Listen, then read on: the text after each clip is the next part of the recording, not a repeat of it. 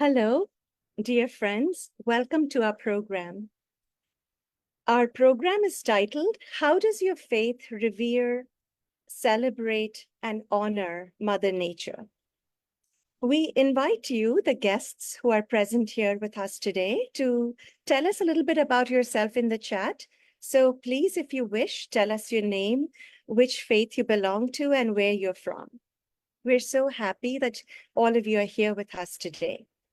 My name is Becca Desai, and I'm co-chair of the Sacred Connections program and also on the steering team of the Festival of Faiths.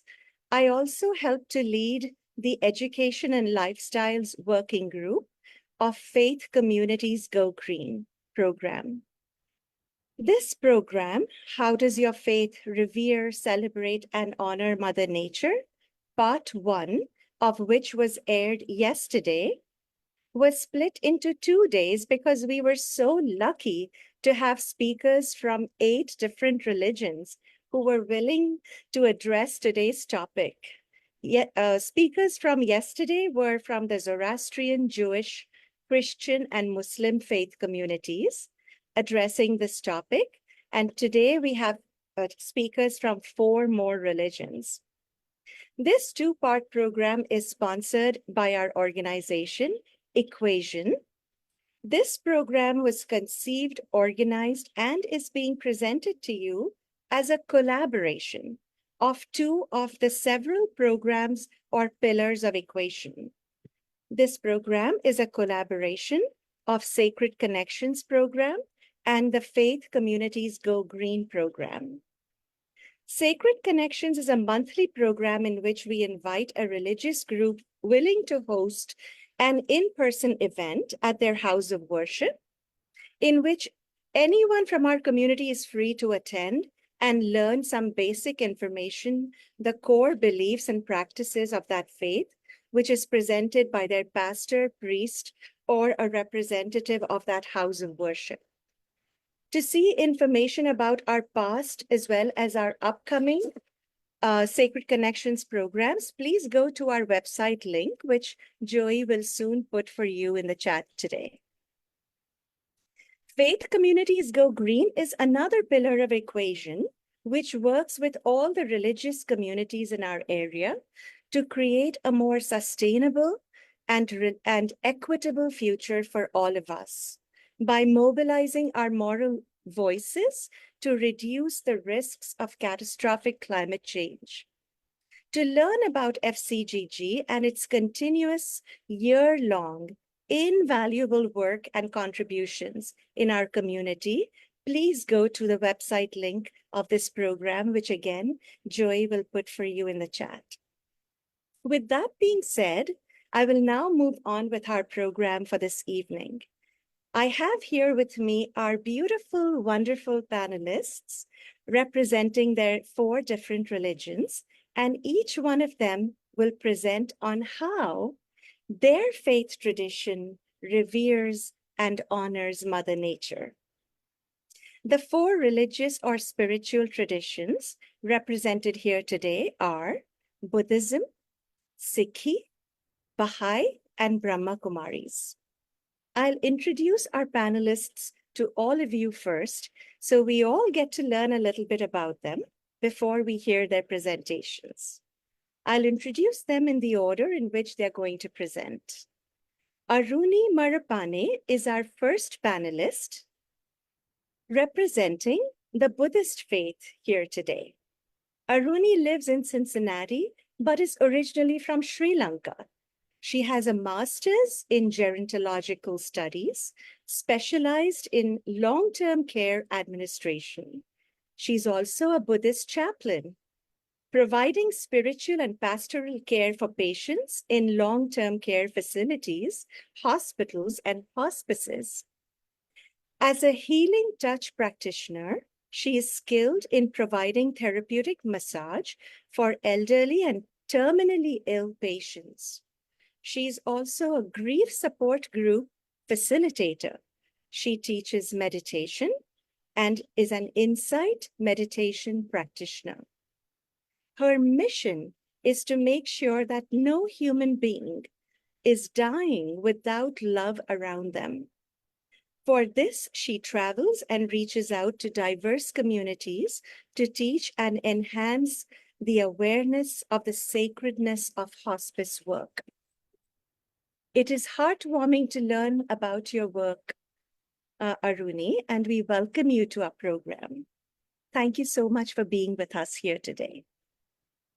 My next panelist is Asis Kaur, and she is representing the Sikhi religion. Guided by the Sikh principles of oneness and recognizing the inherent dignity within all beings, Asis aspires to make the world a more beautiful and just place for all through advocacy at all levels of society.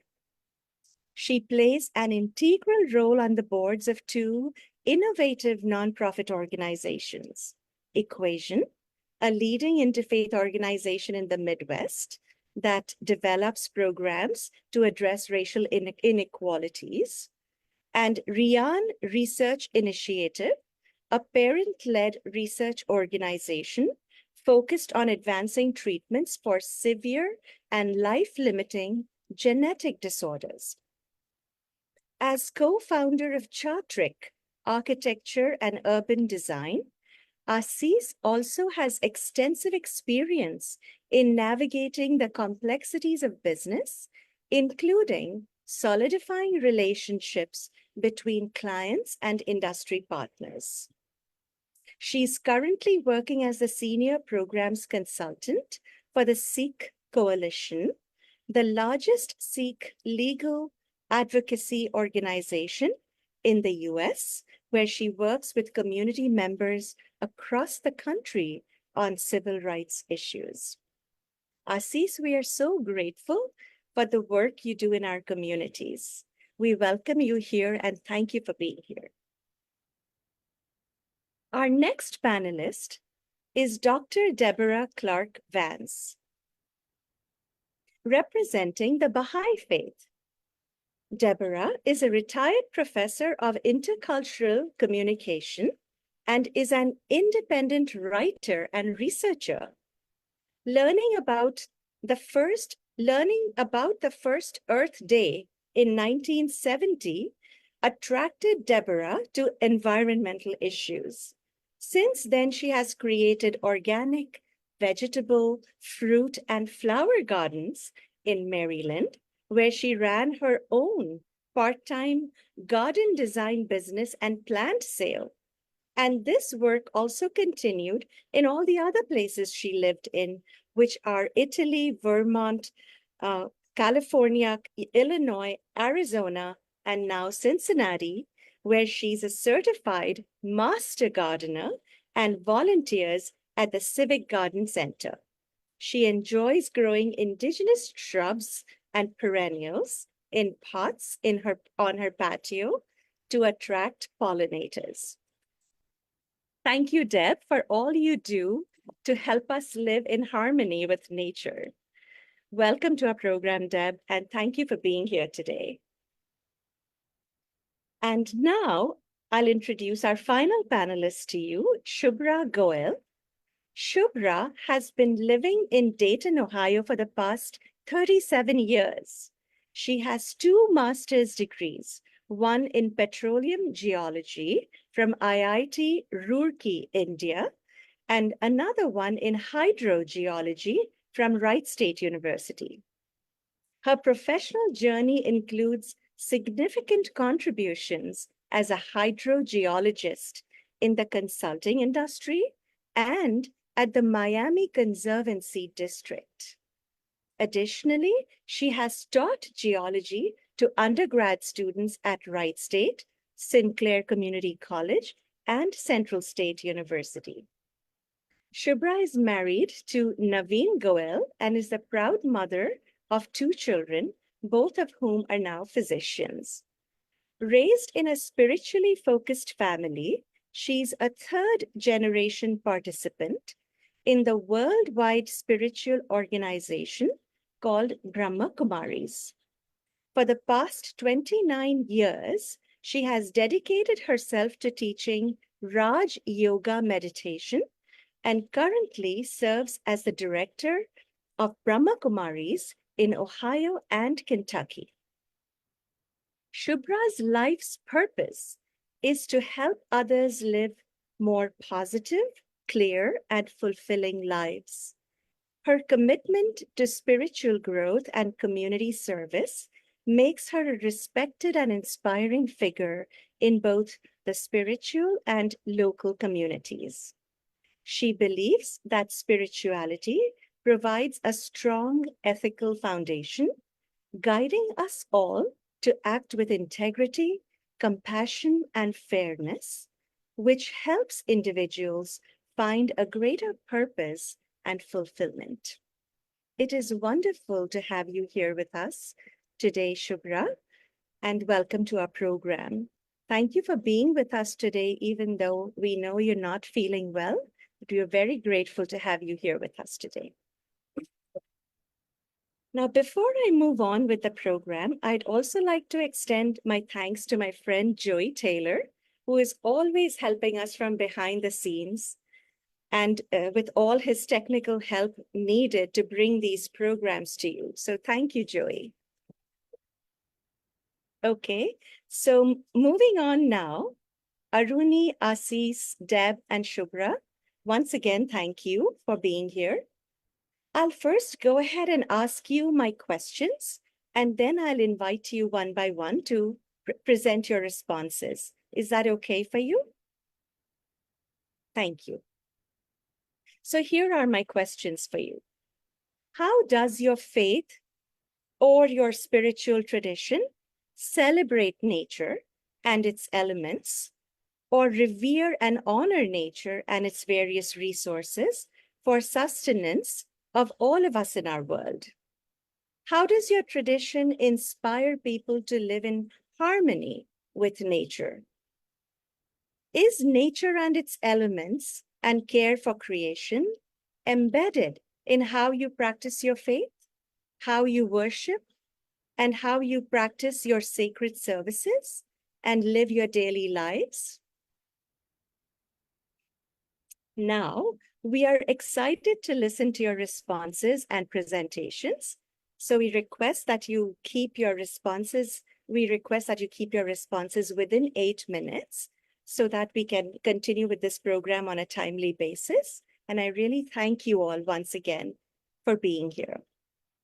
And for our guests, please may I request you all to put your questions, thoughts, comments in the Q&A box that you'll see at the bottom of your screen. And our panelists will address them all at the end of their presentations. Okay, Aruni, so can we begin with you? Please go ahead with your response to my questions. Hello, I'm Aruni. I thank you so much for letting me be here and talk a little bit about how Buddhists think about the nature. So this is the Buddhist perspective of nature. A consequence of Dharma practice is living close to nature. This is innate and heart of Buddha's teachings, loving and being compassionate of not only human beings, but also animals and plants and all nature. It is also Buddha's teaching that humans should live in an appropriate environment. This environment does not mean only having a good neighborhood, but also a natural environment. Buddhists believe that all life forms are interactive and interdependent on each other for survival, and humans should live in harmony with nature. The first Buddhist precept is to harm no living thing, including plants and animals and the whole existence. Respecting and accepting all life forms has a right to exist in peace and harmony is central to Buddhist thinking. The Buddhist prayer of earth. We gently care for you, dear earth, our sacred, beautiful planet and our home. Our vision has brought us closer to you, making us aware of harm we have done to life network upon which we ourselves depend. we are reminded that we have poisoned our waters, our lands, your air.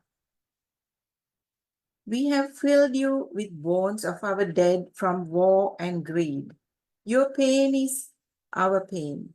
Touching you gently, we pray that we may become peace bringers and life bringers, so that our home is in its journey around the sun will not come a sterile and a lonely place.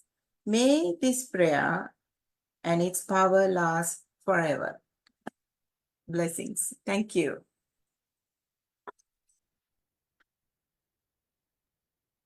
Thank you for that beautiful presentation and the lovely prayer that you said about nature, Aruni. And now we will move on to our next panelist, Assis. Assis, I invite you to present your response. Yeah, absolutely. Thank you so much for organizing, Becca. Thank you, Joey, for managing the back end for all of us as always. And thank you all for joining us today. Good evening. My name is Assis Gore, and I am thrilled and excited to share a little bit about, really just scratch the surface about what the Sikh faith teaches us about our relationship with the divine, with nature, which is, a product of our creation. So for today's, next 7.5 minutes at this point, I will draw inspiration from a line, a verse, however we want to categorize that, part of a prayer that we say every day. And it goes, Born Guru Pani Pita Mata Tat Mahat, which loosely translates to air is the Guru, water the Father, and the earth is the great mother of all. And we draw this inspiration from the Sikh sacred scripture, Guru Granth Sahib Ji. And for today's conversation, I'm going to be leaning into the wisdom that's found there. So as we, talk about some of the things that are on the next slide, going into what the purpose of our life is and how do we really accomplish that, before I get there, I, want to draw our attention towards the foundational belief in oneness. And to practice that oneness, Sikhi becomes a lifestyle. It becomes a very meditative lifestyle, right? Through which our actions become praise and worship of the divine. So that could be sitting or standing, walking, or even sleeping, right? How we're interacting with nature is certainly a part of it.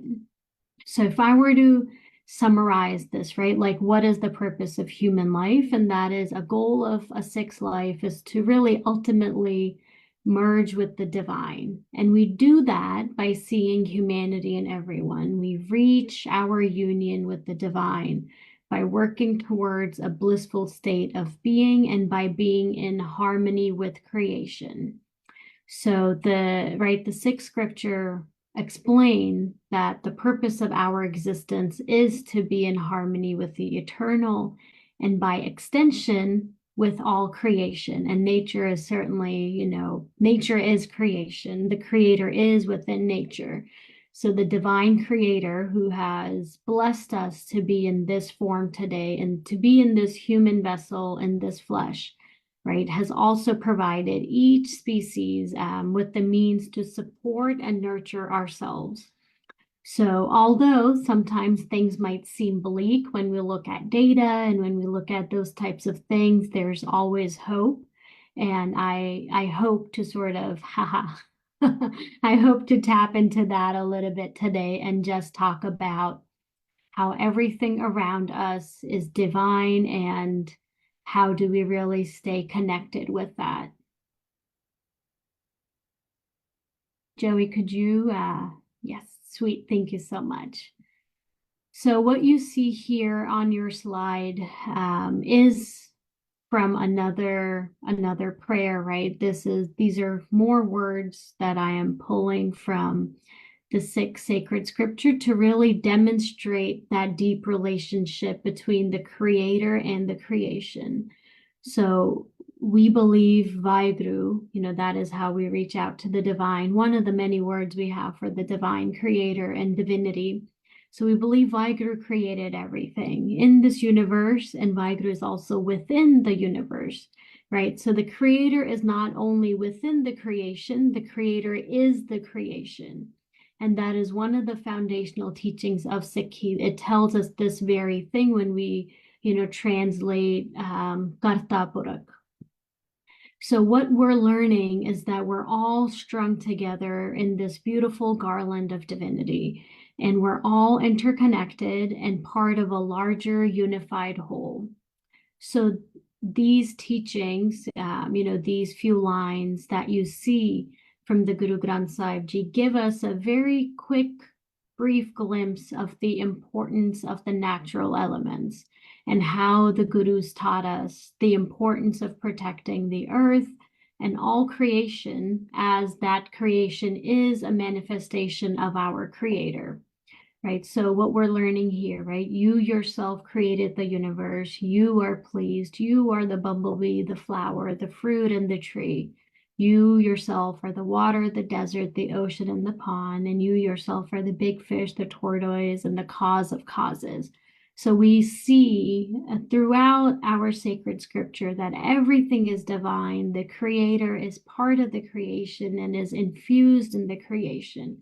So we learn that the divine permeates all life and is inherent in the manifestation, in the manifest creation that is around us, from the wind that blows across all land and skies, to the water that flows through the rivers and seas, to the forests and the fields that humans rely on for food and shelter, as well as the creatures of land and sea that depend on the earth for their sustenance.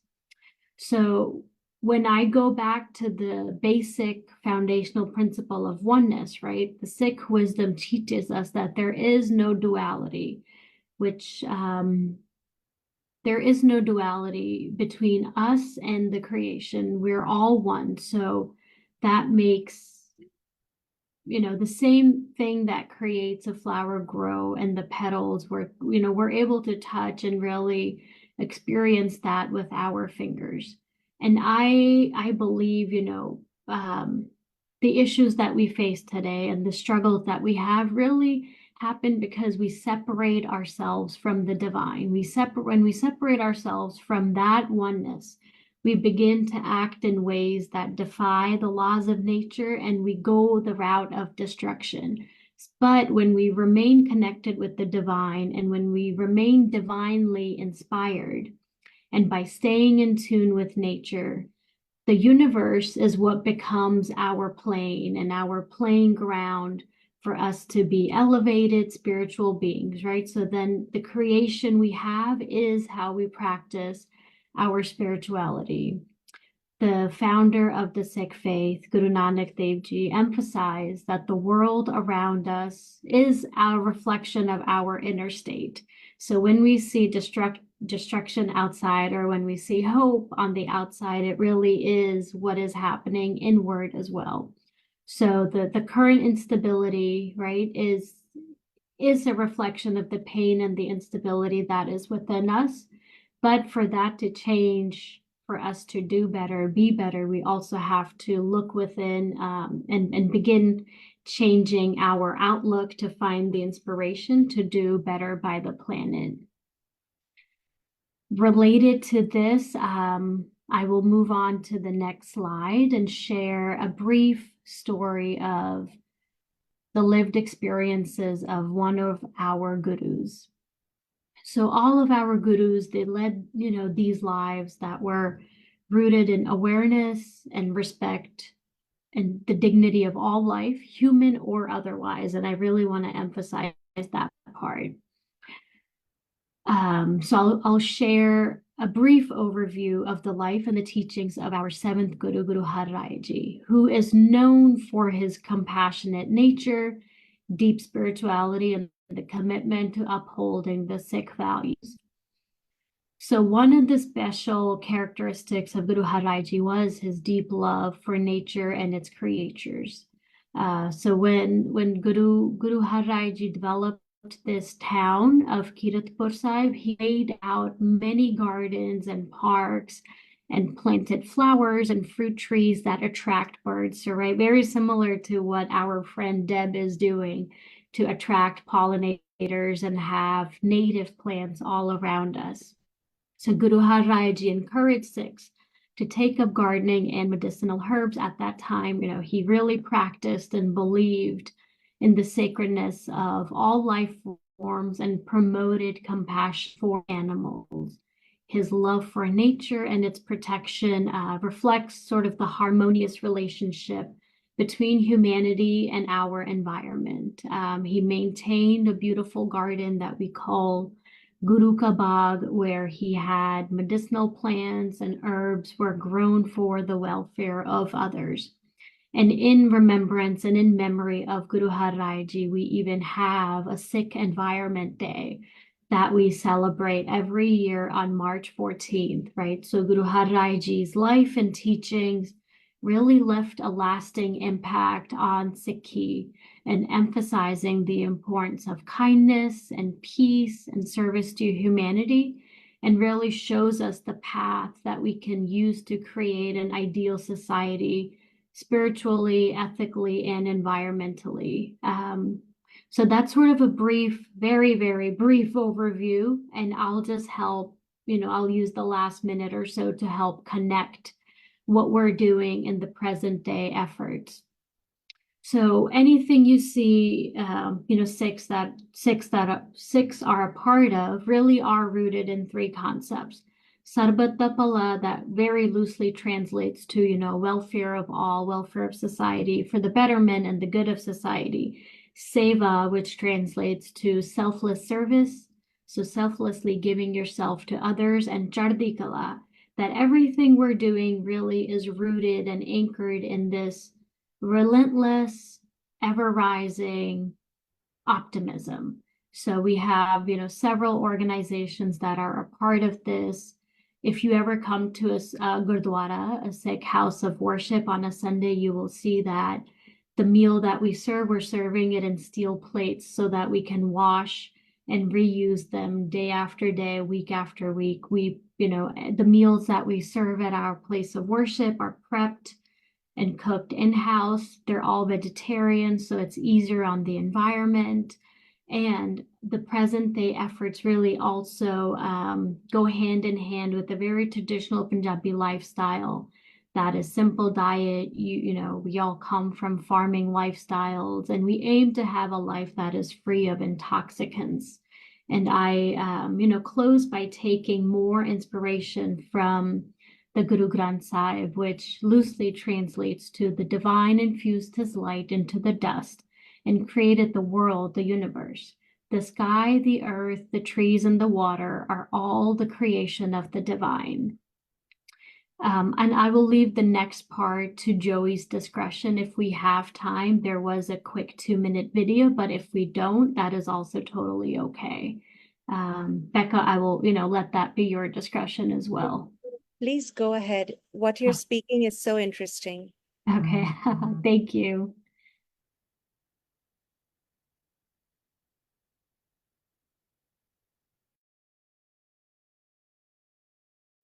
Perfect. Then in that case, we will pull up the video and just play that for you guys. Thank you, Joey.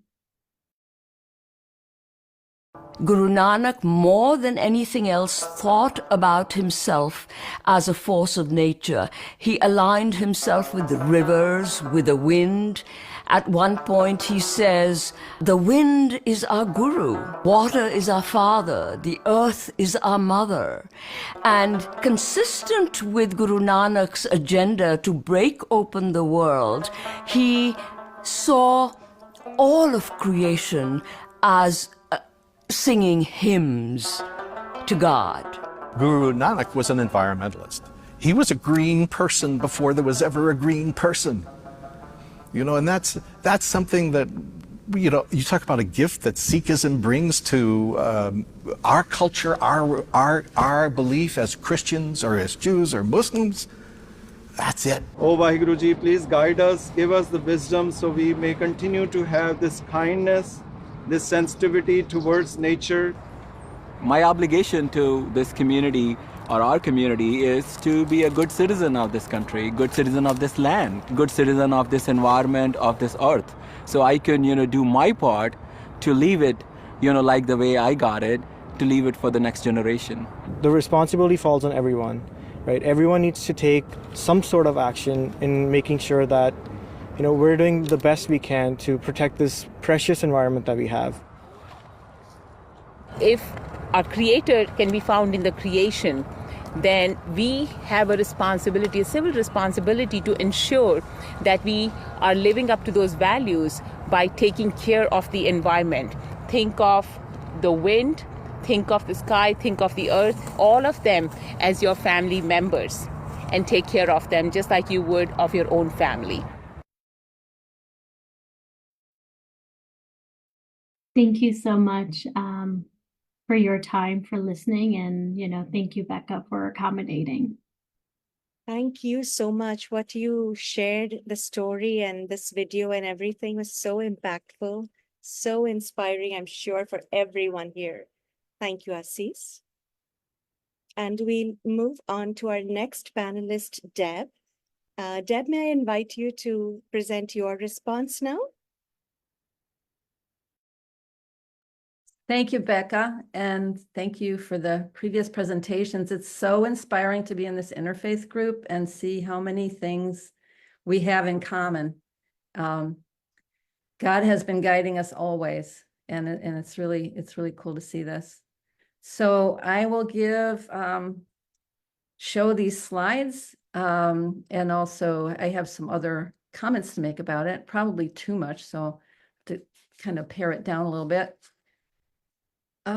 Let's see. So the founders of the Baha'i Faith, and many of you, if you would like to know more, I don't want to get into too many details about the Baha'i Faith per se, please refer to Baha'i.org and Baha'i.org/library, where you can find the writings of the founders of the Baha'i Faith who lived in the 19th century.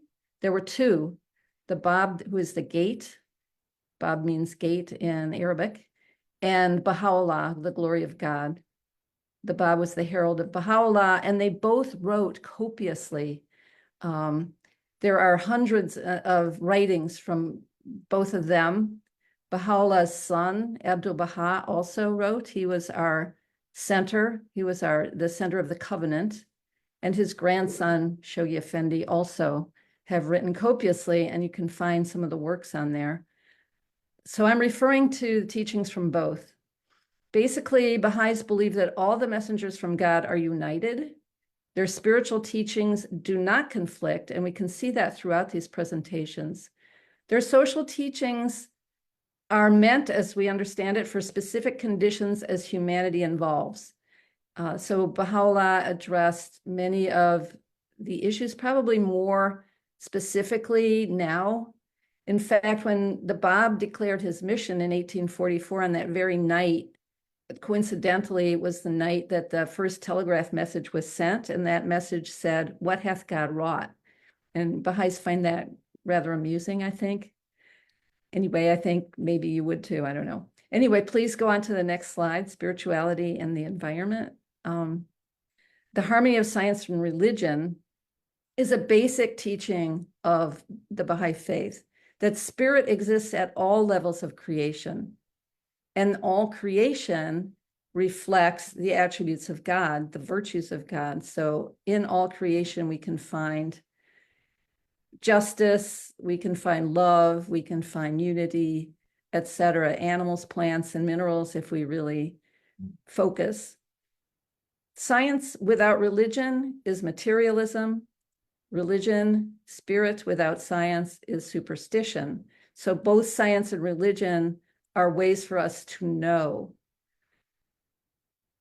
All things in the universe, in creation, must in some way become mirror of God's love.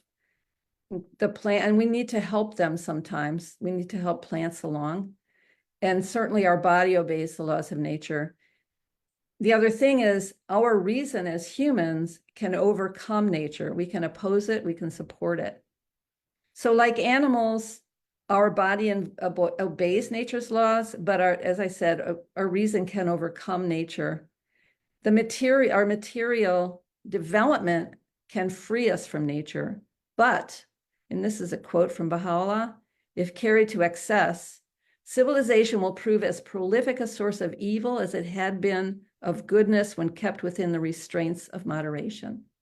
And I think many religions speak of moderation in all things. We as humans have the gift of logical minds and the power to choose our actions, unlike animals or plants or minerals for that case. The material progress is great, but its excesses can be harmful. For instance, global warming.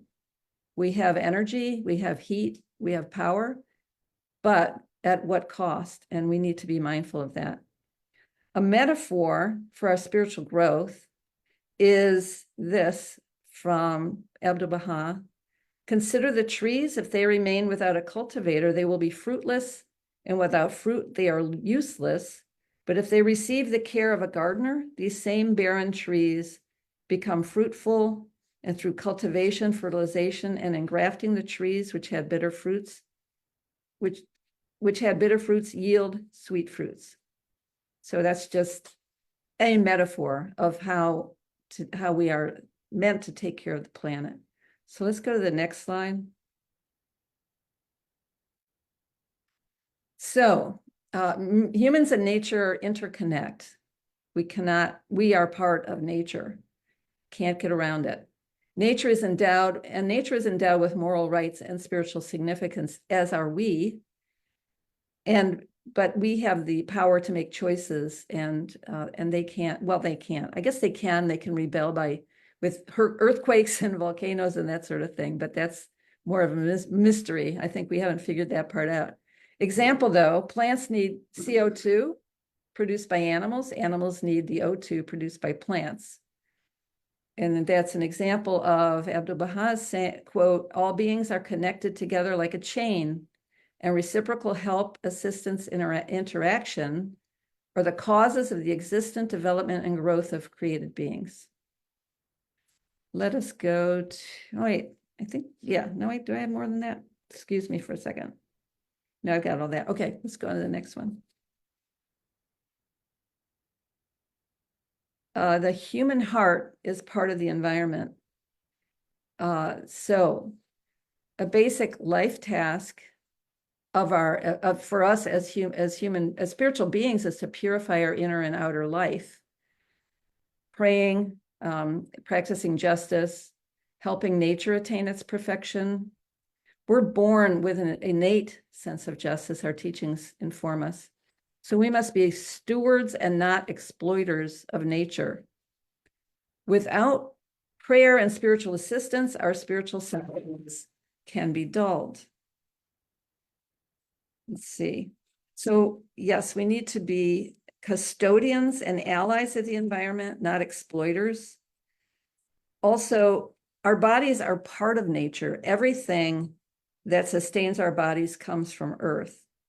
I wanted to point out that in the Baha'i World Center, which is in Haifa, it's in Haifa and Akka, Israel, where Baha'u'llah, the founder of the Baha'i faith, had been exiled from the Ottoman Empire from Persia to Palestine in the 19th century, where Baha'u'llah was in prison for 3 years, and it's way there. There are beautiful gardens. Some of you may have been there or seen pictures of, that are managed in an environmentally conscious way. And in a sort of a droughty country, they've done some really interesting things with water, conserving water, but still being able to maintain these gardens. Turning recycled green waste into mulch. They've been composting since the 1950s. They turn under the lawns in the early summer. They let them lie fallow without water until winter rains come in. So it's a beautiful, and there's also besides the cultivated garden, there's sort of a more wild garden on the Mount Carmel, where the Baha'i World Center is. some of the plantings feature drought-tolerant species. Many of them are indigenous. I'm not sure that all of them are. And some areas are kept in natural state for the birds, insects, and animals to maintain ecological balance. So in terms of the human heart being part of the environment, again, we are born with the innate sense of justice. We must be stewards, not exploiters of nature. And without prayer and spiritual assistance, our own spiritual senses are dulled. So we need to not only pray, but also meditate on what nature is doing for us and what we're doing for it.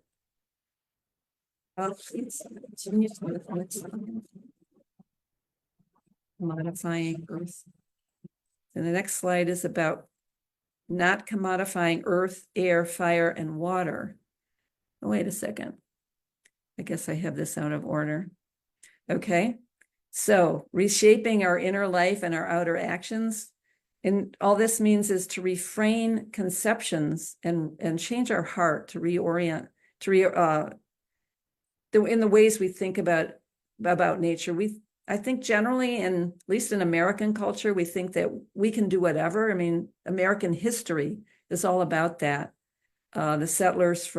European settlers came and took over the land, did what they want to, and still are. I mean, we're still tearing down certain parts of the forests and mining and drilling and so on. One of the warnings about this sort of behavior is that although material civilization is a means for human progress, until it becomes combined with divine civilization, the desired result, the felicity of mankind, will not be attained. So if we're looking for happiness by drilling and cutting down forests, we probably aren't going to achieve that, but certainly certain people will become wealthy from what they're doing until they run out of whatever it is they're cutting down. So let's go to the next one. There we go. So yes, again, this is it's protecting natural resources from exploitation. One of the things, the writings of the Bab, who was Baha'u'llah's precursor in the 1840s, he said, nothing is more beloved before God than to keep water in a state of the utmost purity, which is a very startling thing when you think about it, because we don't have in this country, I would hazard to say, unless you're using some kind of really powerful filter, we don't have water in its utmost purity. And even if we can get it from our water purifiers, it's not going to have been the kind of water that has nurtured the food that we eat, or is probably the rain too, isn't that pure anymore because of the way the water cycle works. So keeping water pure, we should make that a goal, and that's going to be a very challenging one.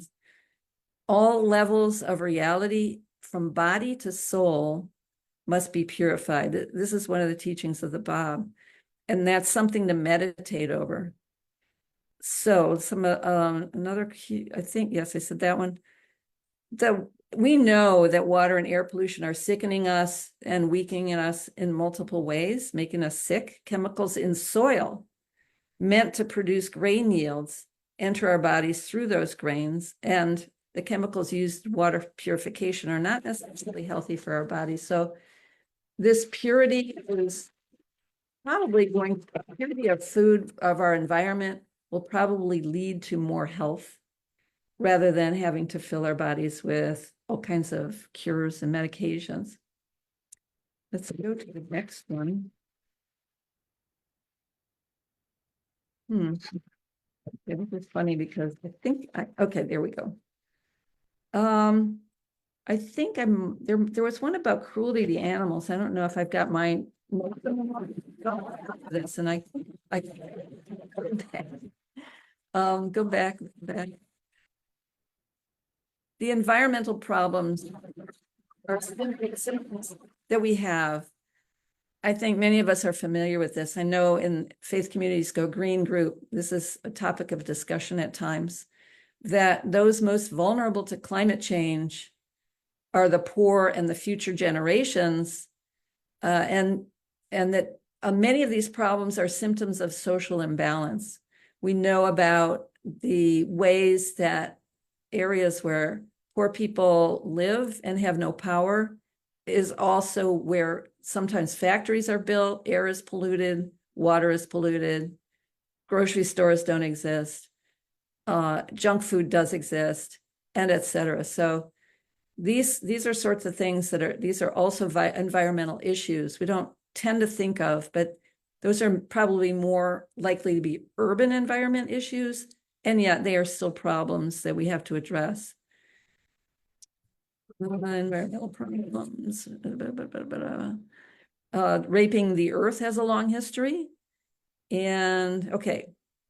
Yes. Okay, let's go on to the next slide. We use comes from again, I think I have my things out of order. But anyway, every man, this is a great quote. The earth will be our tomb. Every man of discernment while walking upon the earth feeleth indeed abashed, inasmuch as he is fully aware that the thing which is the source of his prosperity, his wealth, his might, his exaltation, his advancement and power is, as ordained by God, the very earth which is trodden beneath the feet of all men. There are several other quotes of Baha'u'llah and the Bab both about the dust in some cases is greater than humans.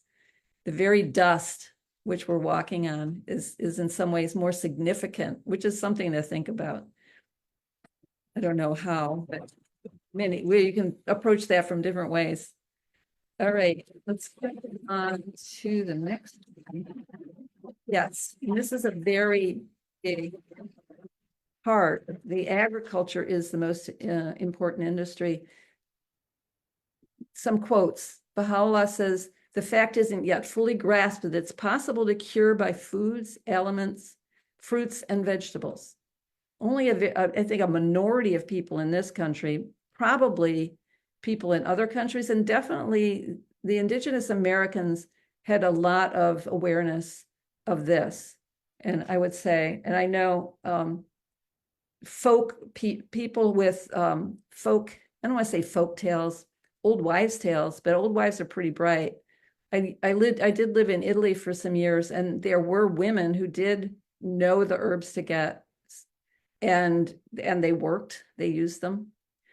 And those are things, I think there are a number of people in this country who are interested in studying. But something that we can have some control over is that the fundamental basis of community is agriculture. All must be producers. That the methods of agriculture must maintain an ecological balance. In the Baha'i writings, agriculture is considered the most important industry, and it is something that people are enjoined to study and become good in. Of course, it's also a very political issue right now with the kind of the way our production of grain and seeing ourselves as the breadbasket of the world, which is probably something we should get over. I've heard, what's her name? Vedanta Shiva, I think is her name, in India, who is very much an environmentalist who railed against the food industry moving into India. Same thing in Mexico, where modern industry is overtaking some of the indigenous plants that populations have been using and breeding for centuries and centuries. And along with this, Abdu'l-Baha, who was the son of Baha'u'llah, created a project during let's see, was right before the Young Turk rebellions and up until World War I, when the food was scarce. He began an agriculture project called the Asadiya Project. You can find information about it on YouTube, I believe, ASADIYYIH. farming as the basis for community. He asked farmers, actually of Zoroastrian background, who were living in Palestine, to settle in this town, Asadia, and turn this desolate site into a model of modern agriculture. And this is in the early 1900s. He gave technical advice, materials, and guidance on building a community. And I remind you, Abdu'l-Baha was a prisoner as well, along with Baha'u'llah. He was the son of Baha'u'llah. They were exiled. They're living in a prison city. And yet he was able to get this to happen. And he used spiritual principles in organizing this community. They, let's see.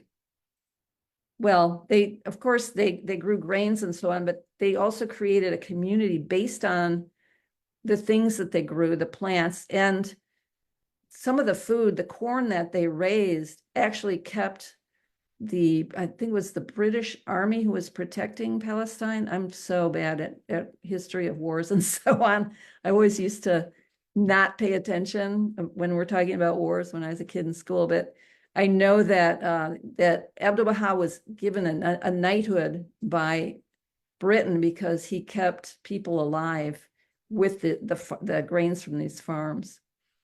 All right, let's go on to the next, if there is one. Okay, cruelty to animals. Mercy and compassion must be shown not only to humans, but to every living creature. So, and that includes eating meat. The food of the future will be fruit and grains.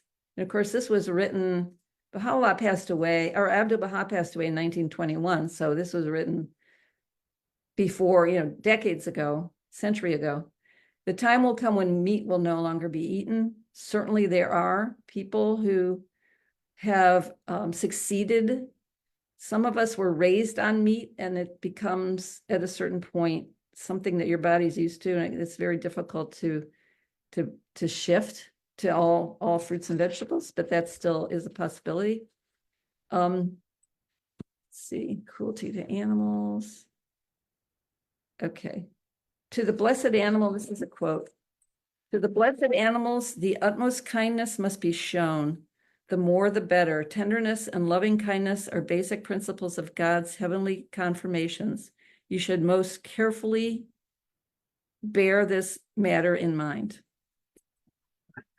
And that includes all living creatures, even insects. And I know there are things that will not even swat a mosquito.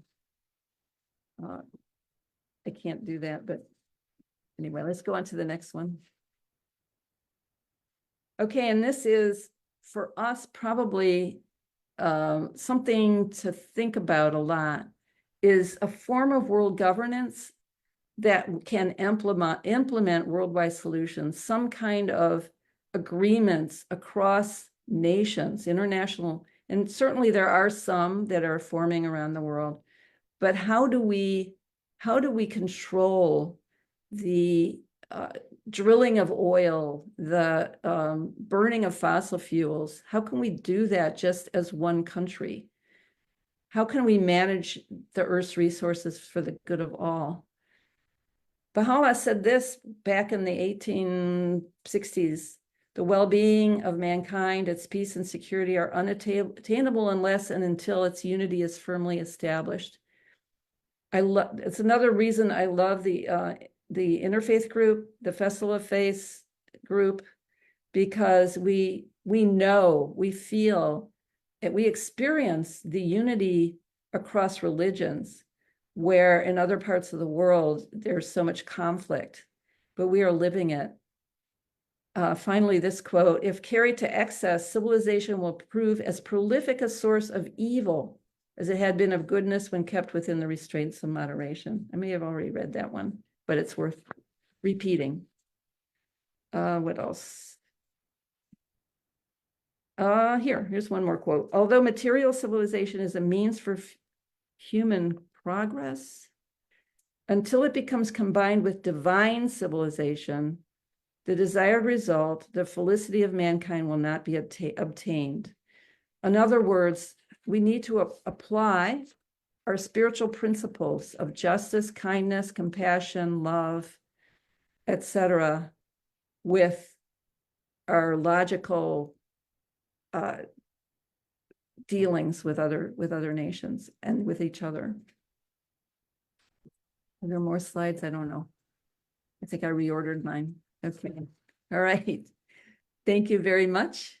Thank you, Deb. That was a pretty in-depth presentation you gave, and a lot of great information about how your religion is so embedded in care for, or how care for creation is so embedded in your religion as well. Thank you. And now we'll move on to our final panelist, Shubhu Didi, Shubhra. Please go ahead and talk to us about how the Brahma Kumaris honor nature.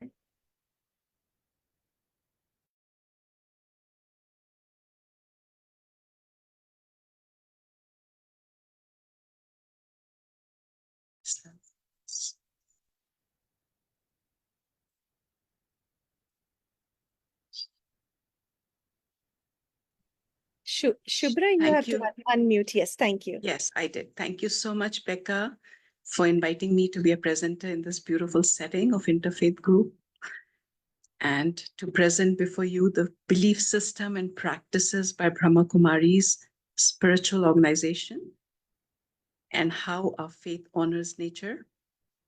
I wanted to thank Joey for helping us present it in such a smooth manner, to all the panelists for the great information they gave, and also to the audience. Really appreciate you joining us here today. I'm going to start with a story, and I hope I'm able to keep the 8 minutes. That's the aim.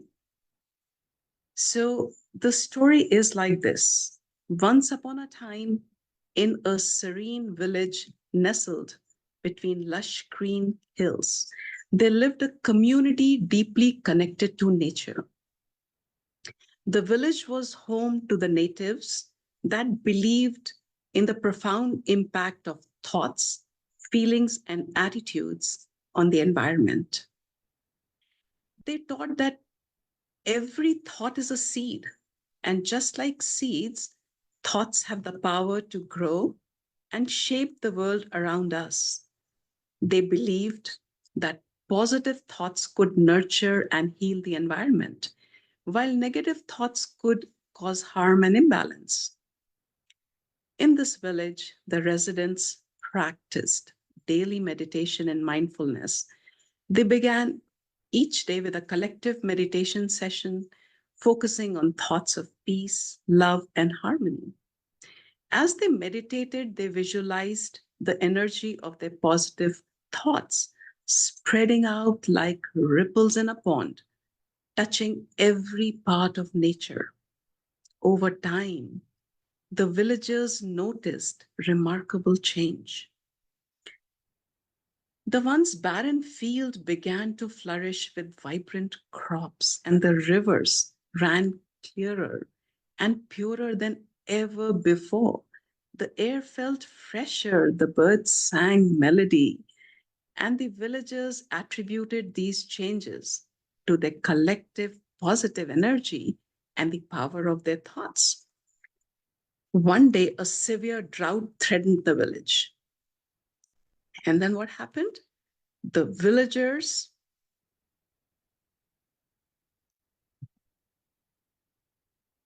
undeterred and gathered together and meditated with even greater intensity. They focused their thoughts on rain, visualizing dark clouds gathering and rain pouring down to nourish the earth. Miraculously, within days, the skies darkened, the rain began to fall, rejuvenating the parched land. The natives also emphasized the importance of feelings and attitudes. They believed that the feelings of gratitude, compassion, and respect for nature could create a harmonious relationship between humans and the environment.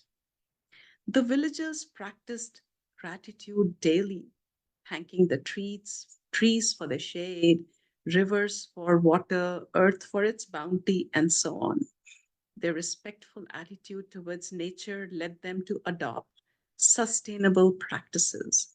They used resources mindfully, lived simply, avoided waste, and embraced eco-friendly technologies. They planted trees, conserved water, and protected wildlife. Their harmonious relationship with nature became a model for neighboring villages. As years passed, the village became a beacon of hope and inspiration. People from far and wide came to learn from them. They saw firsthand how thoughts, feelings, and attitudes could transform the environment.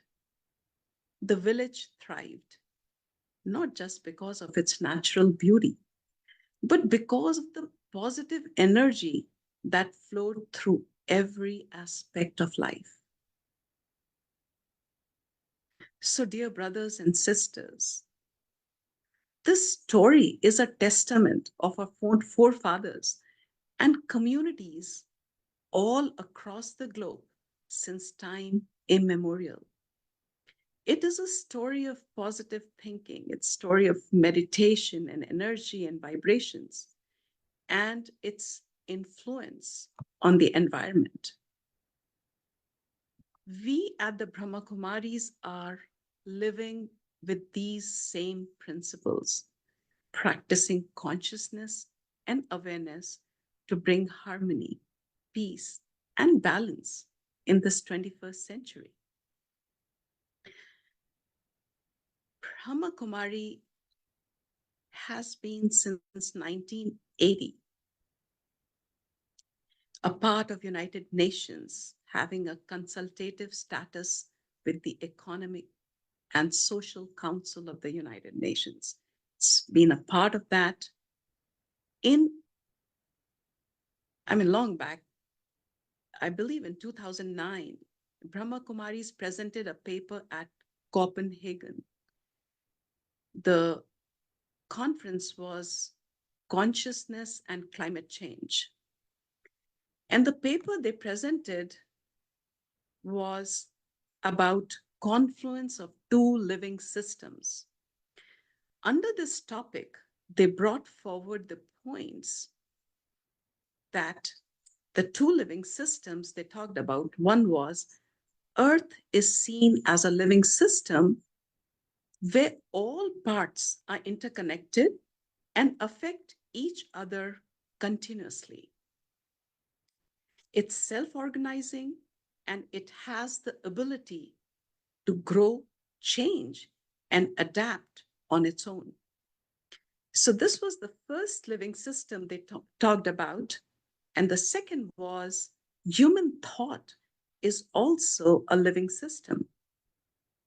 The flow of our thoughts, feelings, impressions, memories, habits, and attitudes are interconnected and constantly influence each other, and they affect everything they touch, just like parts of a living system. Thoughts impact the earth and the environment's health and balance. So, a fundamental belief is that environmental changes cannot be addressed merely through symptomatic responses. For instance, reducing carbon dioxide emission or cleaning polluted water are important, but they are not enough. We must recognize that human thoughts are the root cause of environmental degradation.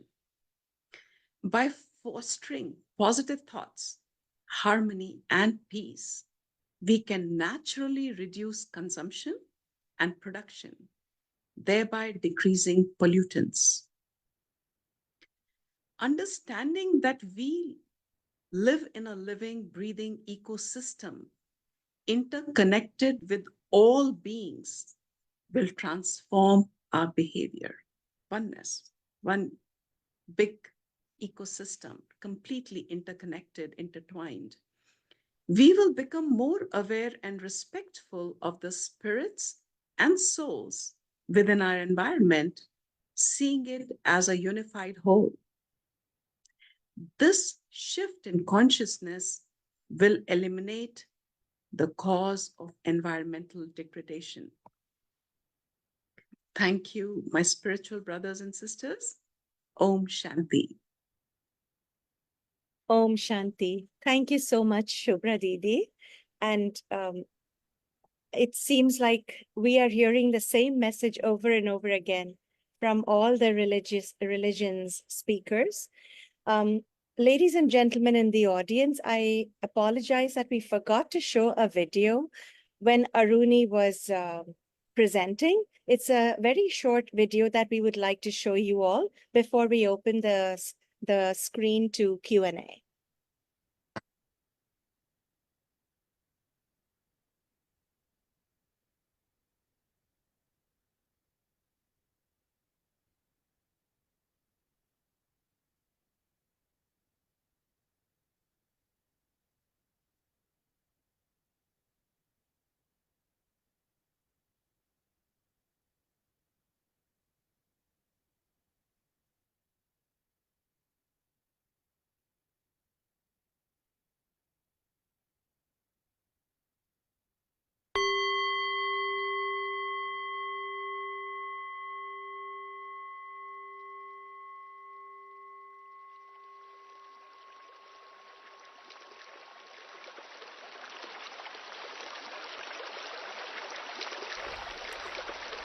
Peace to all beings.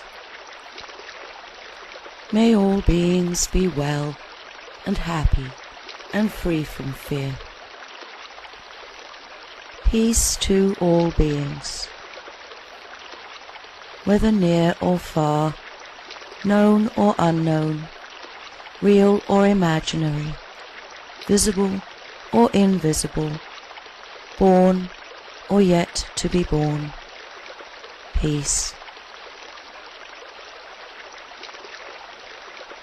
Peace to all beings, within and beyond the imagination, in the world of ideas, in the world of memories, and in the world of dreams. Peace. Peace in all elements of earth, air, fire, and water, fulfilled in space. Peace. Peace in all universes, from the smallest cells in the body to the greatest galaxies in space. Peace. Peace and light rising.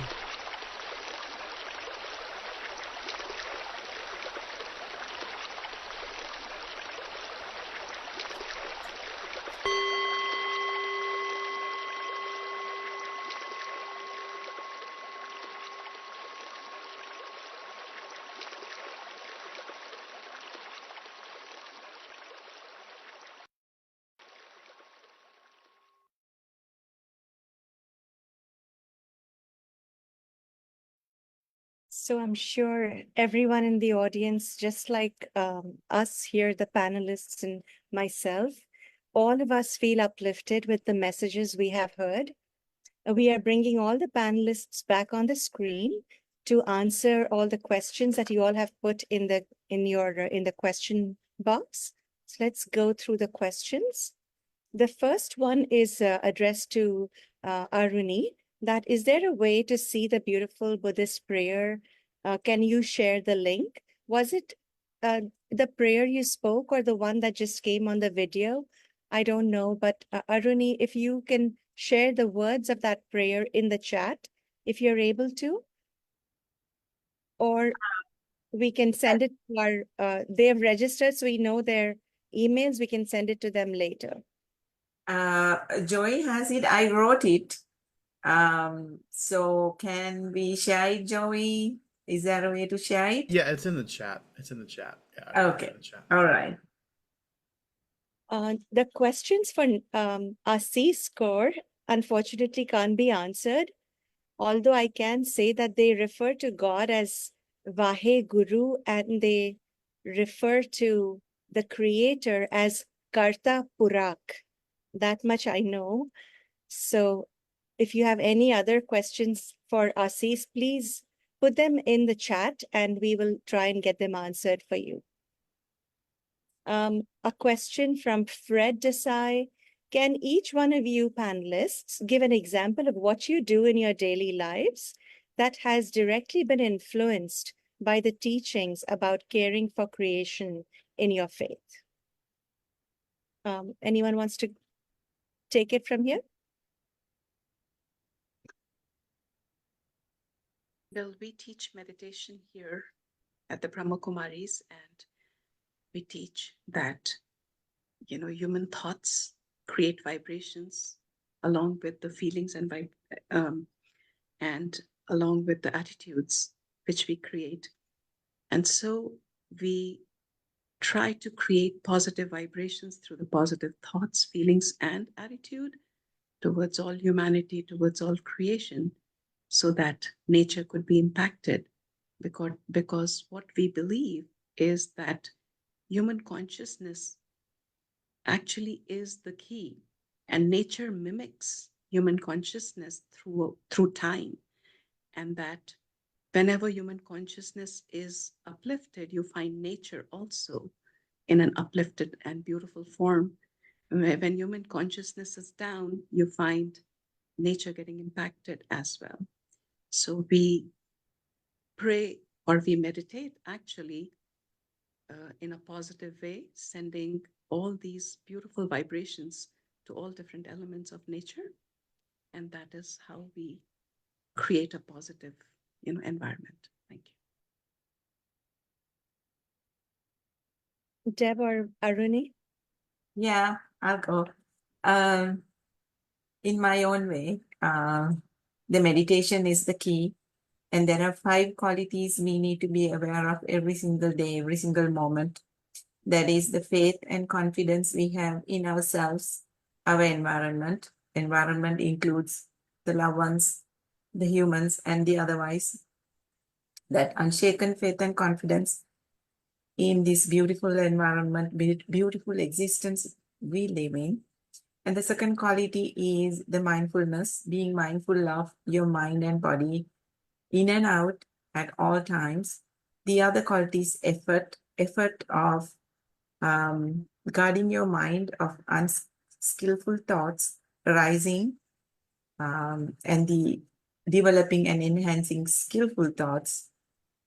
That's the effort, the basic effort. And meditation, that is concentration. Out of those qualities arise wisdom.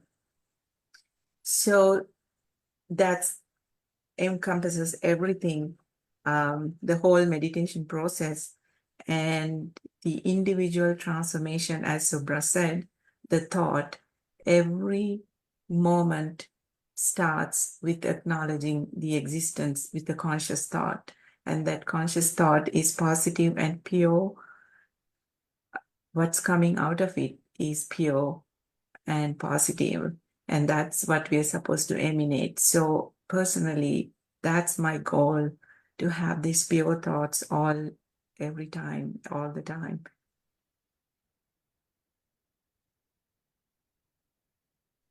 So I'll go, Becca. So similar to what both Shubhra and Aruni have said, I think I'm more prone to having these thoughts, but also sort of communicating with my plants and my insect pollinator friends about the important work that they're doing. And I send them encouragement and love and support and say, I'm there rooting for you. Especially in times of drought, like right now, when they're suffering in this heat and they're wilting so badly. I just try to send them encouragement and thought, positive thought. Thank you, all of you. Moving on to other questions. There are some for Assis, which I will avoid. But Deb, there's one question for you. In what country did Abdul Baha agricultural project take place, and when? Which year? Which year and which country? Okay, so I don't remember. Well, it was, what was it? 19, around World War I. It was on the border of, it's a town called Asadia. It's a village that was located on the border of what became a war zone near the frontier between the Kingdom of Jordan and the State of Israel, which I think at that time was Palestine. The State of Israel didn't exist until the 40s, and this was decades before that. And I think the village of Asadia was somehow destroyed. I don't know if it was because of the war or what, but it doesn't, as far as I understand, it doesn't exist anymore. Okay, thank you. And Aruni, there's a question for you, that how do Buddhists see the plants and animals being a part of the spiritual realm in which humans live? Okay, if this is little bit complicated, but I try to make it simple as possible, because it's the whole existence is one conscious being, and everything exists within that. Even a rock or an animal or a plant has a certain level of consciousness. There's infinite levels of dimensions and densities and in our existence. So all these, even a mineral, even a basic quantum level molecule or atom has a level of consciousness. So all are existing in these levels of consciousness, but together, interactive and interdependent and enhancing and absorbing each other's energy. In a very short way, I can tell you that, but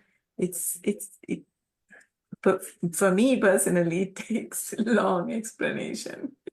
I hope this will be okay enough. Yeah. Thank you, Aruni. There's one more question, I think, for Deb. Just a second. It's more like a comment, Deb, from Nancy Clark. She's asking if you have noticed fewer butterflies this summer. We have lots of grown skippers, but no monarchs or any other larger butterflies this year, although Nancy says that she's growing the same flowers as in the past: zinnias, rudbeckias, bluebeards, and hostas, etc. The bumblebees like oregano flowers. In my own garden, yes, last year I had monarchs, I had a black and white swallowtail, nothing that I've seen this year. However, I live near Spring Grove Arboretum. There are lots of bumblebees over there, lots of bumblebees. I think I saw one butterfly, one significant butterfly, lots of little ones, but one, I can't remember what. I think it was some kind of swallowtail. But yeah, it's really sad. It's really scary. Though I also early in this summer, I saw 3 fireflies. But yeah, it's very, very concerning.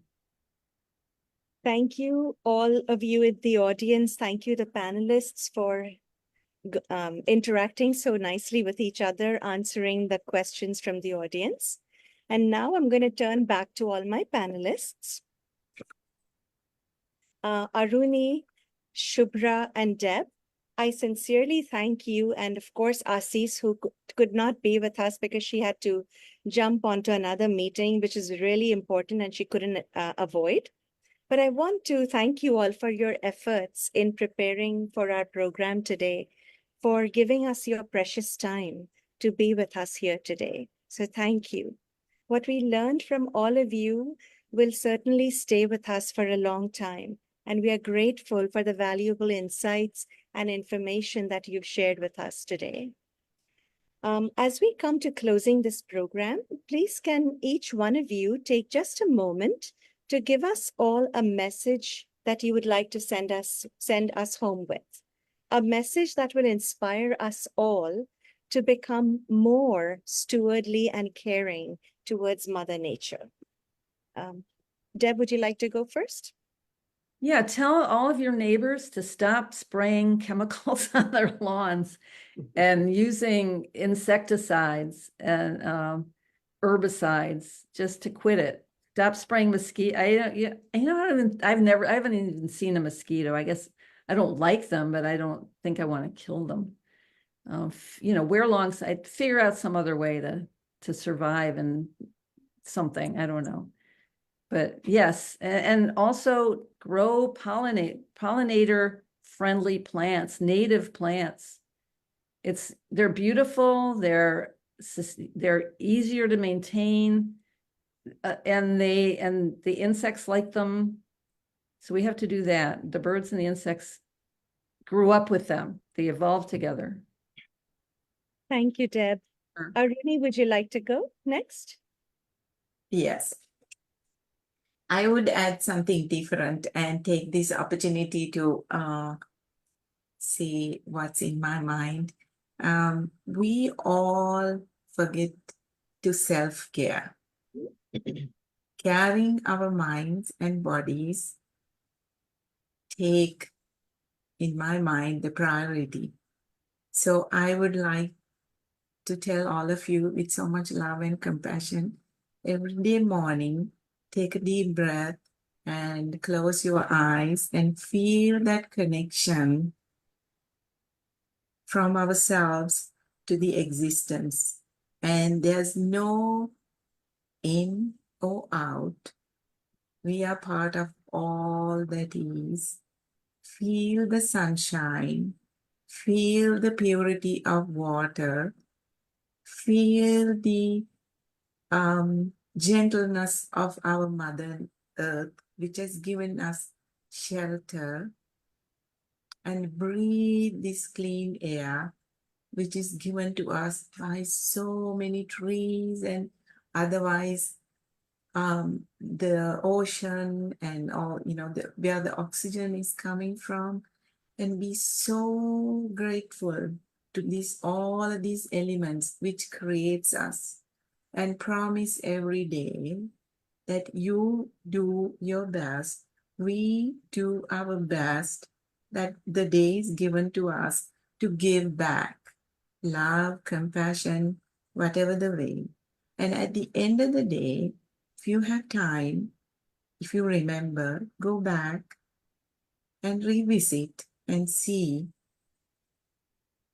did we do that? Did we have opportunity to be gentle to ourselves first and to the existence? If so, be happy.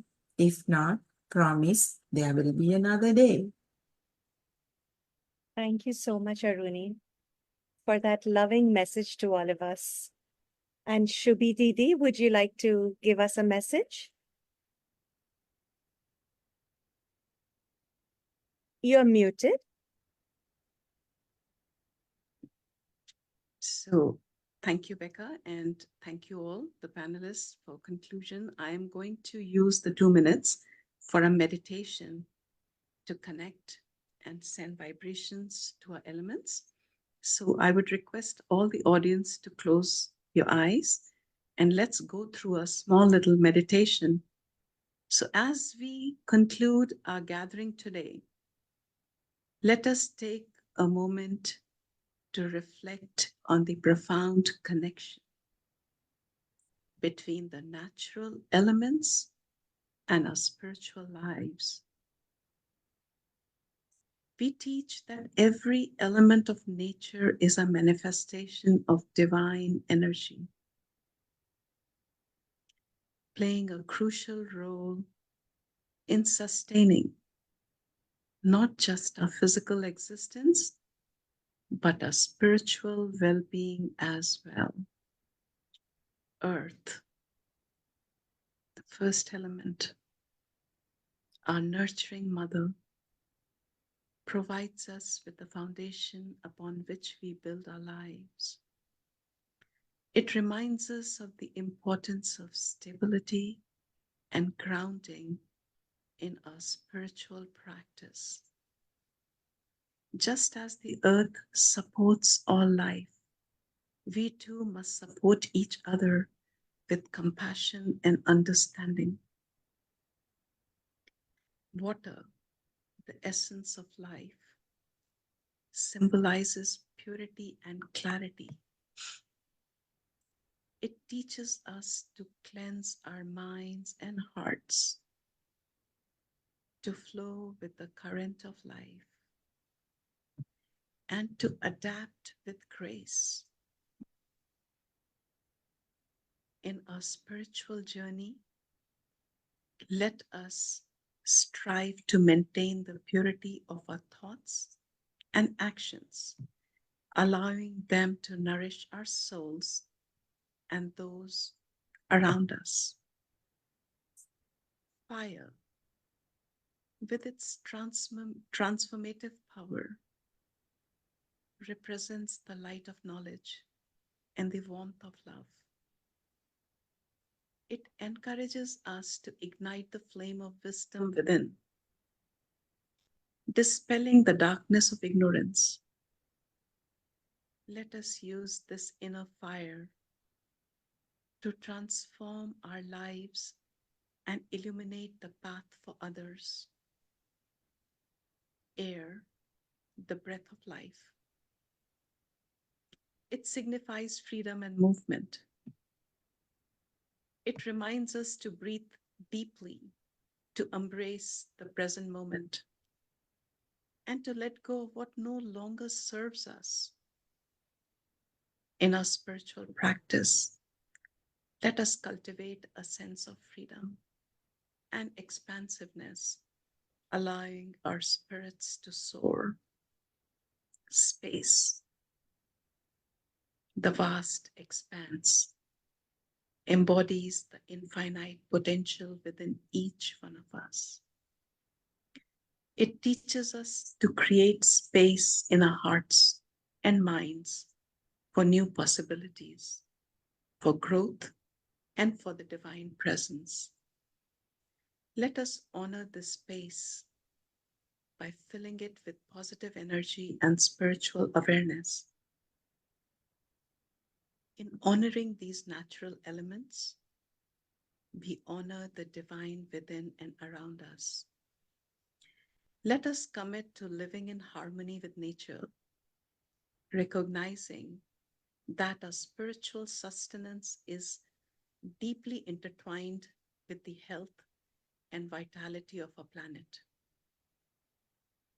Together, let us create a world where every step we take is a step towards a more peaceful, loving, and spiritually enriched existence. Thank you all. Om Shanti.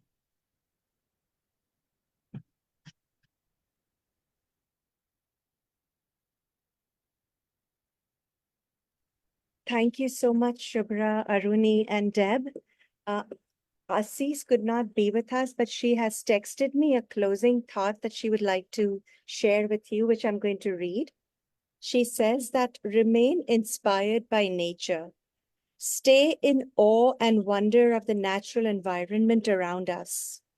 Practice the divine virtues found in nature, like flowing downward, like water, providing shelter to all, like trees, and offering a soothing comfort to all, like the wind. If we surrender ourselves to nature, nature will always take care of us with its life-giving attributes.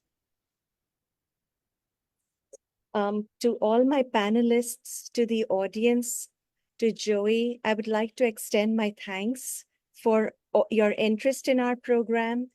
Today, I would like to extend my thanks to my co-chair, Miriam Jacobs, who is simply a joy to work with, my co-chair for Sacred Connections.